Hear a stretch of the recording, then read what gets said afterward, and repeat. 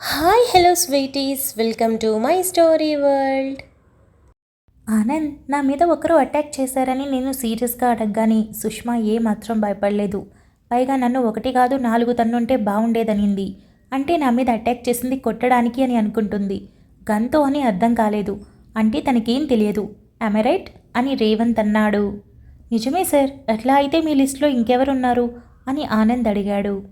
విహారీ, వెంకట్, అలానే మినిస్టర్ కొడుకు, వీళ్ళ ముగ్గురిని ఎంక్వైరీ చేస్తే ఆ వెనుక ఉన్న 6 అడుగుల సుందరాంగుడెవరో బయటకొస్తుంది.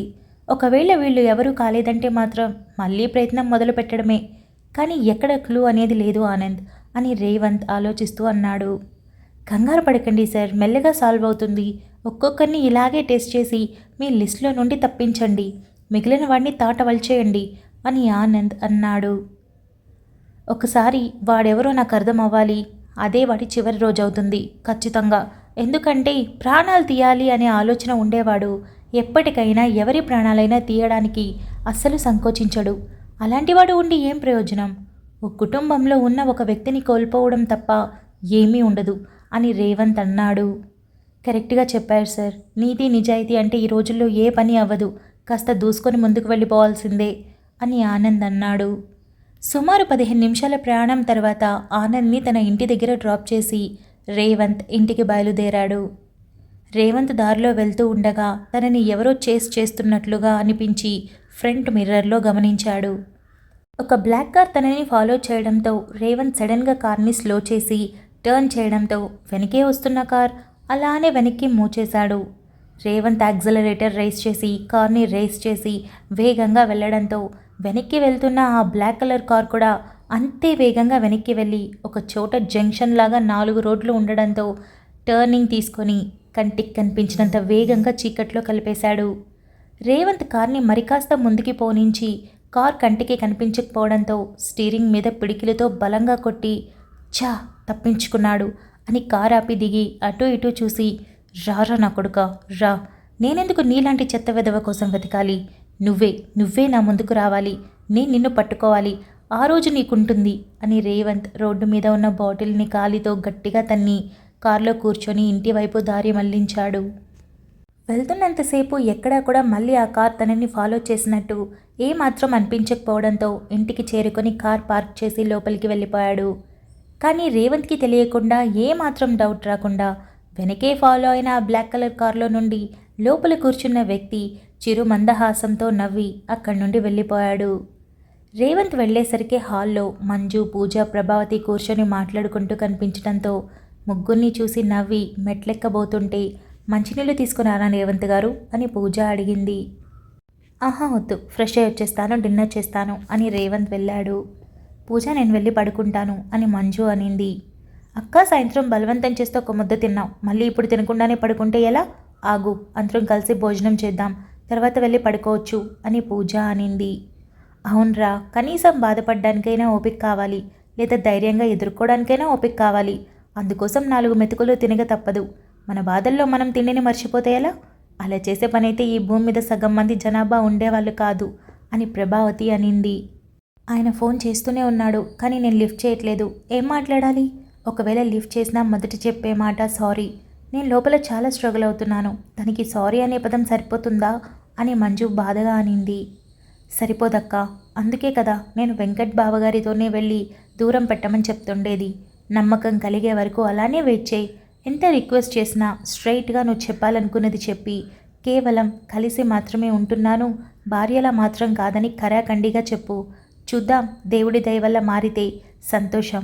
అలా కాదు అనుకుంటే నువ్వెప్పటికీ ఈ ఇంటి మేనకోడలివి, హ్యాపీగా ఇక్కడికి వచ్చేయొచ్చు అని పూజ చెప్పింది. ఇలా మాట్లాడుకుంటూ ఉండగానే రేవంత్ రావడంతో ముగ్గురిని చూసి ఏమైంది అని అడిగాడు. ఏం లేదు, డిన్నర్ చేద్దాం పదండి అని పూజ లేచి మంజుని కూడా బలవంతంగా తీసుకొని వెళ్ళడంతో అందరూ కలిసి కూర్చొని తినడం మొదలుపెట్టారు. మంజు ఏదో తిన్నాను అనిపిస్తూ తింటూ రేవంత్ 1 వీక్లో ఇక్కడి నుండి వెళ్ళిపోవాల్సింది, కానీ ఇలా ఇదంతా అని మాట్లాడడం ఆపి నేను 2 డేస్కి టికెట్స్ బుక్ చేసుకోవాలనుకుంటున్నాను. ఈ టైంలో టికెట్స్ దొరకడం కూడా కాస్త కష్టమే, బట్ నేను ట్రై చేస్తాను. ఇక ఇక్కడ ఉండాల్సిన అవసరం లేదు, మెయిల్స్తో ఫోన్లో కాంటాక్ట్ అయితే సరిపోతుంది అని మంజు చెప్పింది. వదిన నిన్ను వెళ్ళమని ఎవరూ ఇక్కడ చెప్పడం లేదు. నీకు నచ్చినన్ని రోజులు ఉండొచ్చు. అలా కాదు, పరిస్థితి నుండి బయటపడాలి అనుకుంటున్నాను, అందుకే వెళ్ళాలనుకుంటున్నాను అని కనుక నువ్వంటే హ్యాపీగా వెళ్ళొచ్చు. మేమైనా నువ్వు బాగుండాలని కోరుకుంటాం అని రేవంత్ అన్నాడు. ఆయన కంటిన్యూగా కాల్ చేస్తూనే ఉన్నాడు. ఈరోజు అస్సలు నేను మాట్లాడలేదు, కానీ రేపు ఖచ్చితంగా కలుస్తాను. కలిసి నా కండిషన్స్ ఏంటో ఆయనకి చెప్తాను. ఆయనకి నచ్చితే ఉంటాడు, లేదంటే లేదు. ఏదైనా ఆయన మాటల మీద బేస్ అయి ఉంటుంది. కలిసి వెళ్ళడమా లేదా ఒంటరిగా వెళ్ళడమా రేపు డిసైడ్ చేసుకొని నేను టికెట్స్ బుక్ చేసుకుంటాను అని మంజు చెప్పింది. రేవంత్ నవ్వి, నేను కూడా రావాలా అని అడిగాడు. హ్యాండిల్ చేయగలను. ఒక మనిషి ఖచ్చితంగా మనకే కావాలి అనుకుంటే పోరాడాలి. కానీ నన్ను కాదనుకున్న మనిషి దగ్గరికి వెళ్తున్నా కాబట్టి ఏ భయం లేదు. కన్విన్స్ చేయగలిగాడా? మీరు చెప్పినట్టే కలిసి ఉంటాం. నమ్మకం కలిగాక మళ్ళీ నా జీవితాన్ని కొత్తగా మొదలు పెడతాను. అలా కాదు, తను పట్టిన కుందెలికి మూడే కాళ్లే అంటే నేను కూడా హ్యాపీగా మూవ్ ఆన్ అయిపోవడానికి ఏమాత్రం సంకోచించను. ఇలాంటి బర్డెన్ మోస్తూ జీవితాంతం బాధపడే కన్నా హ్యాపీగా సింగిల్గా ఉండడం చాలా బెటర్ అనిపిస్తుంది. రేపే ఏంటని డిసైడ్ చేసుకుంటాను అని మంజు చెప్పింది. Be strong. నీకు ఏదైనా అవసరం ఉంటే నాకు కాల్ చేయి. ఏ టైంలో అయినా రెస్పాండ్ అవుతాను. అలానే ఎమోషనల్గా ఫీల్ అవ్వకు. నువ్వెంత స్ట్రాంగ్గా ఉన్నావన్నది అవతల వ్యక్తికి తెలియాలి. నీ అవసరం తనకి ఎంత ఉందనేది కూడా తనకి అర్థం కావాలి అని రేవంత్ చెప్పాడు. ఇక మంజుకి తినే ఉద్దేశం లేక హ్యాండ్ వాష్ చేసుకొని వెళ్ళిపోయింది. పూజ పిలవబోతుంటే రేవంత్ తను చేయి పట్టుకొని, వద్దు, విషయం జరిగి 10 రోజులు కాలేదు, జస్ట్ ఈరోజే కదా, ఎలా తట్టుకుంటుంది? కొంత టైం పడుతుంది. అప్పటి వరకు వదిలేయడం చాలా మంచిది. పైగా చాలా త్వరగా డెసిషన్ తీసుకుంది. రేపు కలవబోతుందంటే కొంచెం టెన్షన్గానే ఉంది. చూద్దాం, బై గాడ్ గ్రేస్ అంతా మంచి జరగాలి. అలా కాకుండా తను పూర్తిగా ఇరిటేట్ అయి వద్దు అనుకుంటే మాత్రం, అమ్మ నువ్వు అత్తయ్య వాళ్ళతో మాట్లాడు, వదిన ఇక మీదట ఇక్కడే ఉంటుంది.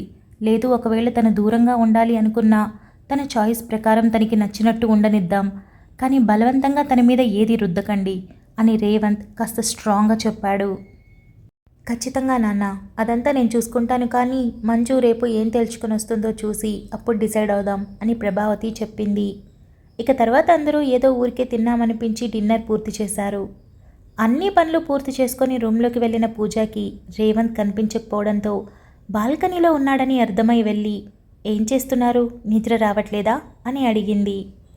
ఏం ఆలోచించట్లేదు, జస్ట్ చల్లగాలికి అలా నిలబడ్డానంతే అని రేవంత్ చెప్పాడు.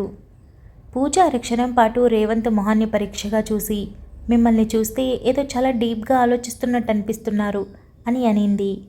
రేవంత్ నవ్వి తన చుట్టూ చేయి వేసి దగ్గర తీసుకొని, నీకు అన్నీ తెలిసిపోతాయా? ఇంట్లో విషయాలు కాదులే, ఓ కేసు విషయం గురించి ఆలోచిస్తున్నాను, అంత పెద్ద ఇంపార్టెంట్ ఏం కాదు అని తన వెనక ఫాలో అయిన కార్ నెంబర్ని గుర్తు చేసుకోవడానికి ట్రై చేస్తూ అసలు ఏం ఆలోచించినట్టుగానే పూజతో చెప్పాడు. చూడండి, ఫస్ట్ మన ప్రొఫెషనల్ లైఫ్, పర్సనల్ లైఫ్ ఒకటి కాదు, రెండు వేరు. రెండింటి మధ్య ఒక సన్నని గీత ఉంటుంది, అదెప్పుడు దాటకూడదు. మీరు గడప దాటి లోపలికి వచ్చే ముందు అన్నీ అక్కడ వదిలేసి ప్రశాంతతని తీసుకొని ఇంట్లోకి రావాలి. అప్పుడే మీరు మళ్ళీ డ్యూటీకి ఫ్రెష్గా వెళ్ళగలుగుతారు. అలానే మీకోసం ఉండే వాళ్ళ కోసం టైం కేటాయించాలి కదా. 24 గంటలు డ్యూటీనే అంటే అప్పుడు పర్సనల్ లైఫ్ దెబ్బతింటుంది. బ్యాలెన్స్ చేయాలిగా, ఏదీ వదులుకోకూడదు కదా అని పూజ అనింది. రేవంత్ చిన్నగా నవ్వి, కరెక్ట్గా చెప్పావు, కానీ మెదడు మన మాట అస్సలు వినదు. అరే, మనసు పోరు పెడుతున్నా అలా కాదు, నువ్వు ఇలానే ఆలోచించని పంతం పట్టుకొని కూర్చుంటుంది. అందుకని ఒకటి అడుగుతాను, చెప్పు, నీకు నేను ఈ జాబ్ చేయడం ఇష్టమేనా అని రేవంత్ అడిగాడు. పూజ నవ్వి, ఎప్పుడెందుకు అడగాలనిపించింది అని అడిగింది. తెలీదు, తెలుసుకోవాలనిపిస్తోంది, అందుకే అడుగుతున్నా అని రేవంత్ అన్నాడు.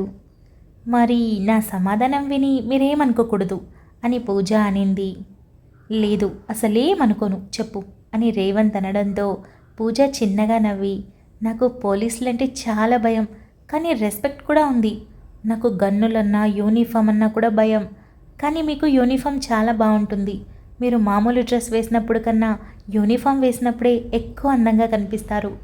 కాకపోతే ఎక్కువగా బయటే గడుపుతారు. ఇంట్లో వాళ్ళతో టైం స్పెండ్ చేయడానికి అసలు మీ దగ్గర టైం ఉండదు. అది మంచి విషయమే, కానీ స్వార్థంగా ఆలోచిస్తే ఎవరికీ నచ్చదు కదా. అన్నింటికీ మించి చాలామందిని డీల్ చేస్తారు. ఎవరికి మీరు ఫ్రెండ్ అవుతారో, ఎవరెవరికి మీరు శత్రువుగా మారిపోతారో తెలీదు.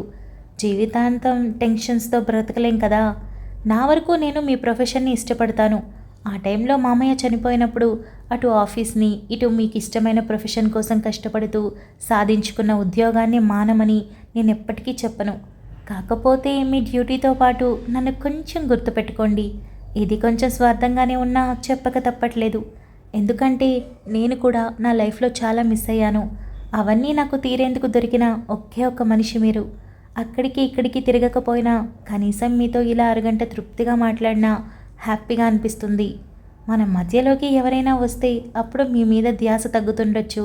ప్రస్తుతానికైతే ఇదే కోరుకుంటున్నా అని పూజ చెప్పింది. మన మధ్యలోకి వచ్చేవాళ్ళు ఎవరది అంటూ పూజని మరింత టైట్గా పట్టుకొని తన తలని ఢీకొడుతూ అడిగాడు రేవంత్. పూజ చిన్నగా నవ్వి, మా అమ్మ, అలానే మీ నాన్న అని మురిసిపోతూ చెప్పింది. అన్నా చెల్లెళ్ళు అని ముందే ఫిక్స్ అయిపోతున్నావన్నమాట అని రేవంత్ అడిగాడు. నా కోసం మా అమ్మ, అత్తయ్య కోసం సాక్షి కోసం, ముఖ్యంగా మీకోసం మీ నాన్న ఉండాలి కదా, అప్పుడే కదా మనది పర్ఫెక్ట్ ఫ్యామిలీ అవుతుంది అని పూజ అనింది. మరి ఇద్దరేనా అని రేవంత్ తన బుగ్గ మీద పెదవులు అద్ది అడిగాడు. పూజ నవ్వి, నాకేం ప్రాబ్లం లేదు, కాకపోతే ఎక్కువ మంది ఉంటే మిమ్మల్ని పట్టించుకోవడం కుదరదు, అప్పుడు అలిగినా ఏం ప్రయోజనం ఉండదు, చూసుకోండి మరి అని అనింది. అవును కదా, ఈ విషయం గురించి ఆలోచించలేదు, మనకొద్దులే, మనకి మా నాన్న అత్తయ్య చాలు చాలు చాలు అని రేవంత్ అన్నాడు. ఈరోజు కూడా ఏ అర్ధరాత్రినో వస్తారు అనుకున్నానే అని పూజ అనడంతో నేను అదే అనుకున్నాను, కాకపోతే ఈ బుజ్జి బంగారు తల్లి నా కోసం ఎదురు చూస్తూ ఉంటుందని వచ్చేసా. అయినా అత్తయ్య రావాలన్నా మా నాన్న రావాలన్నా ఇక్కడ ముచ్చట్లు పెడితే ఎలా, కష్టపడితే కదా అని నవ్వి, ఏంటి అని రేవంత్ అనడంతో పూజ రేవంత్ గుండెల మీద తలవాల్చి సిగ్గుపడింది. ఆ అమ్మాయిలందరూ ఇలా సిగ్గుపడే మా అబ్బాయిల్ని అలా కొంగుని కట్టేసుకుంటారు. ఏ టైంలో ఎలా ఉన్నా ఇలా బెడ్రూమ్లో ఉన్నప్పుడు మాత్రం ఓ ఆట ఆడించేస్తారు కదా, నేను కూడా అందరితో సమానమే అని తన నడుము చుట్టూ వేసిన చేతితో ఒక్క ఉదుటున పైకెత్తి ఒక చేత్తో పూజని బొమ్మలా రూమ్లోకి తీసుకొని వెళ్ళాడు. రేవంత్ గారు, మీకు బలం ఎక్కువ అని నాకు తెలుసు, కానీ ఒక్క చేతితోనా, నేనేమీ మరీ అంత వీక్గా లేను అని పూజ అనింది. అయినో నువ్వెంత స్ట్రాంగ్ నాకు బాగా తెలుసు అని రేవంత్ అనడంతో పూజ మరోసారి తల కొట్టుకొని, మీరు మాట్లాడే మాటల్లో అర్థాలు వెతుక్కోలేకపోతున్నాను అని అనింది. అయితే వెతకకు అని రేవంత్ పూజ పెదవులు సున్నితంగా బంధించి ఇక తనని ఒక క్షణమైనా వదల్లేదు. విహారీ వెళ్ళి డోర్ కొట్టడంతో సంధ్య అప్పటికే పడుకొని లైట్గా నిద్రలోకి జారుకొని ఉలిక్కిపడి లేచి డోర్ ఓపెన్ చేసింది. ఏంటిదంతా, ఇక్కడెందుకున్నావు, పద మన రూమ్లోకి పోదాం అని విహారీ సంధ్య చేతిని పట్టుకున్నాడు. సంధ్య విరక్తిగా నవ్వి, హో రాత్రి కదా, అందుకే గుర్తొచ్చాననుకుంటా, పొద్దున్నుండి నేను ఇక్కడే ఉన్నాను, మరి అప్పుడు పిలవలేదేంటి అని సంధ్య అడిగింది. సంధ్య, నేను వేరే టెన్షన్లో ఉన్నాను, ముందు ఇక్కడ నుండి పద, ఏదైనా నాతోనే మాట్లాడు, నాతోనే ఉండు, అంతేకాని ఇలా ఏంటి అని విహారీ అడిగాడు.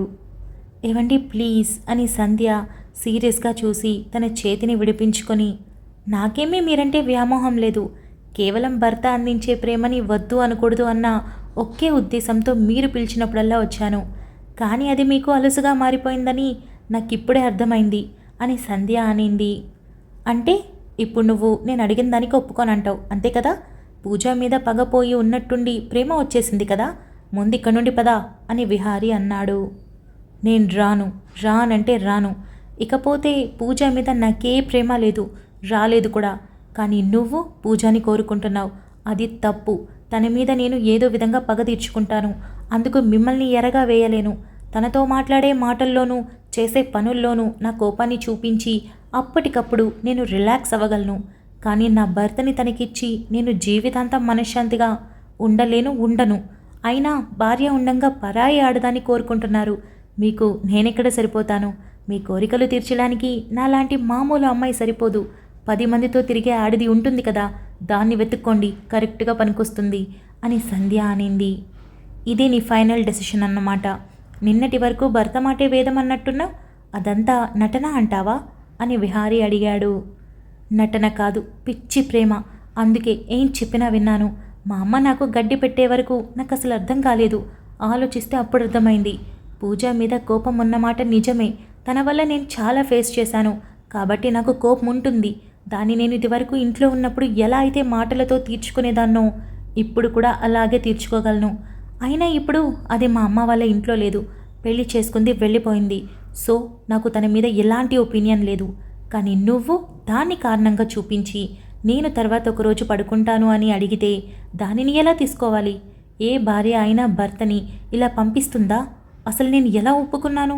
నాకు అర్థం కావట్లేదు. నా చెప్పుతో నేను 10 సార్లు కొట్టుకున్నా నా తప్పుకి ప్రాయశ్చిత్తం అనిపించదు. ఇకపోతే నువ్వేం చేయాలనుకుంటున్నావో చేసుకో. దయచేసి నా దగ్గరికి మాత్రం రావద్దు. నాకెవ్వరూ వద్దు. నువ్వే కావాలి. మన సంసారం మామూలుగా కొనసాగిద్దామనే ఉద్దేశం ఏదైనా మీకుంటే, ఆ ఆలోచన వస్తే అప్పుడొచ్చి ఈ డోర్ కొట్టండి, తీస్తాను. మీరు అడిగినట్టే మన రూమ్లోకి వస్తాను. మీరు కోరుకున్నట్టే ఉంటాను. మీకు నచ్చింది చేస్తాను. కానీ ఇప్పుడు మాత్రం నేను రాలేను. ఇలా ఎన్నాళ్ళు అంటారేమో, 10 ఏళ్ళైనా నేను చూడగలను. దయచేసి మీరు బయటికి వెళ్తే నేను పడుకోవాలి అని కాలిన తన చేతిని దూరంగా పెట్టుకొని సీరియస్గా మాట్లాడి విహారీ వైపు చూసింది. విహారీ ఏం మాట్లాడలేక చిరాకుగా ఓ చూపు చూసి అక్కడి నుండి తన రూమ్లోకి వెళ్ళిపోయాడు. రూమ్లోకి వెళ్ళడమే టేబుల్ ల్యాంప్ని విసురుగా చేత్తో తన్ని, అసలు ఇదంతా రేవంత్ వల్లే వచ్చింది, వాణ్ణి చంపేయాలి, లేదంటే ఈ పాటికి సంధ్య చాలా నార్మల్గా ఉండేది. నేను పూజ కోసం ఏదో ఒక స్కెచ్ ఖచ్చితంగా వేసేవాణ్ణి, కానీ మొత్తం చెడగొట్టాడు. నిజమే, పూజ ఈ విషయం రేవంత్కి చెప్పిందంటే నాకు భయపడి ఉండొచ్చు, కానీ తనని ద్వేషించలేకపోతున్నా. అందుకే ఇద్దరి మీద కోపం వాడి మీద చూపించాలి. వాడిని ఖచ్చితంగా ఏదో ఒకటి చేయాలి.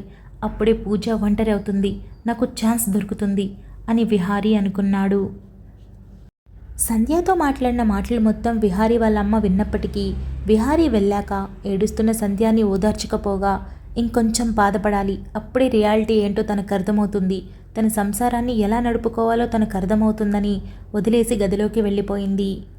పూజ తన గుండెల మీద తలవాల్చి చుట్టూ చేయి వేసి చాలా ప్రశాంతంగా నిద్రపోతున్న తన మొహాన్ని రేవంత్ తదేకంగా చూస్తూ, ఏంటో పూజ, నా లైఫ్లో ఇంట్లో ప్రాబ్లమ్స్ ఉన్నాయి, కానీ బయట ఎప్పుడు పెద్ద ప్రాబ్లమ్స్ ఎదుర్కొన్నదే లేదు.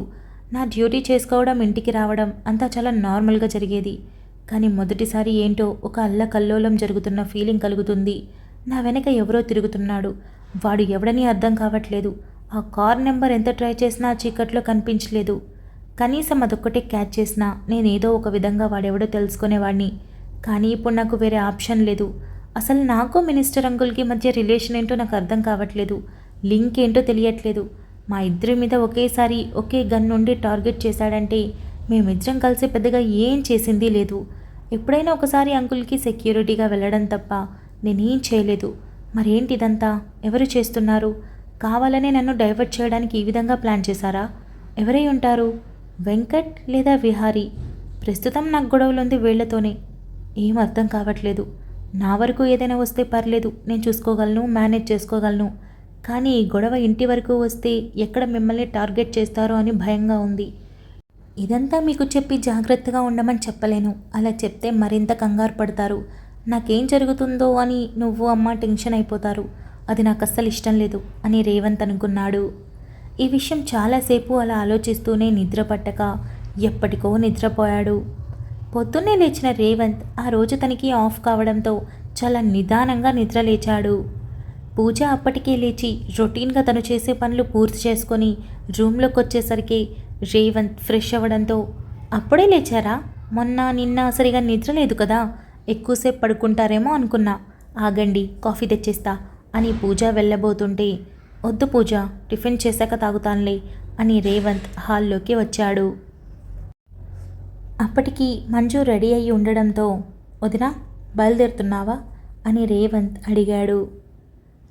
అవును, కంటిన్యూస్గా కాల్స్ వస్తూనే ఉన్నాయి. పొద్దునే లిఫ్ట్ చేశాను. ఒకే ఒక ఛాన్స్ ఇవ్వు, నీతో కలిసి 5 నిమిషాలు మాట్లాడాలి ప్లీజ్ అని రిక్వెస్ట్ చేశాడు.